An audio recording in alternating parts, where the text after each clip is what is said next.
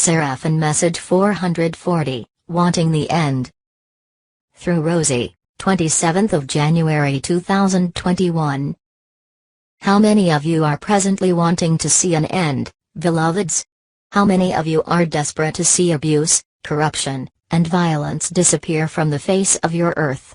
The emphasis here is on your, because you have an innate responsibility for what happens on this hallowed ground which, by the way, is only yours in that you are guardians of this precious space which you call your home.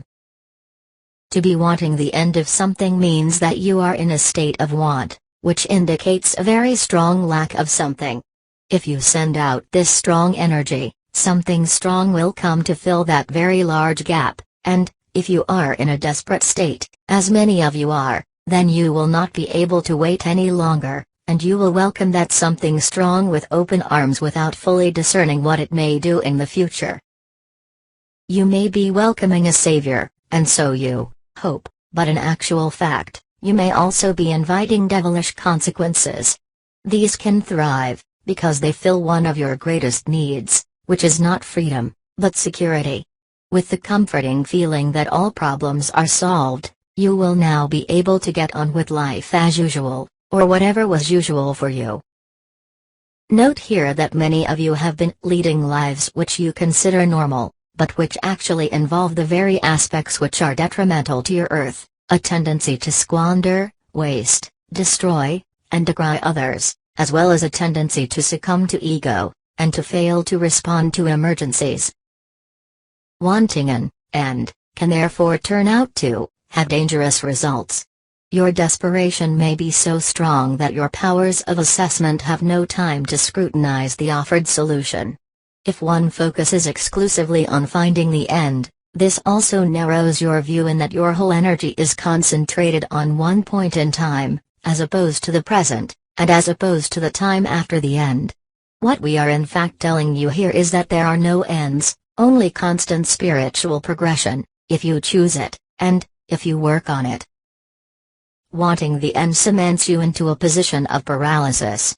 It means that you are waiting for someone, or something else to take up the reins, and direct what is not being directed at the moment. You expect someone else to take on full responsibility, and you expect to remain inactive yourselves. This is the sort of erroneous thinking which has led to all your problems in the first place: failure to assume responsibility, failure to correctly assess a situation, and, the most important, failure to go into action once you have realized that there are diverse powers working against prosperity, abundance, beauty, and peace. They are doing all they can to promote war, division, hatred, and dependence. It is time to come into your own sovereignty, not wanting the end, but making plans to effect your passage towards more positive circumstances in a continuous and determined manner, instead of sporadic weak efforts, or, the worst-case scenario, no efforts at all. Everything depends on you, not on the elites, or any other power who have earned your trust. The future will be created in accordance with your effort and vision, and thus, it is now the time to develop visions for the future, taking concrete steps towards them.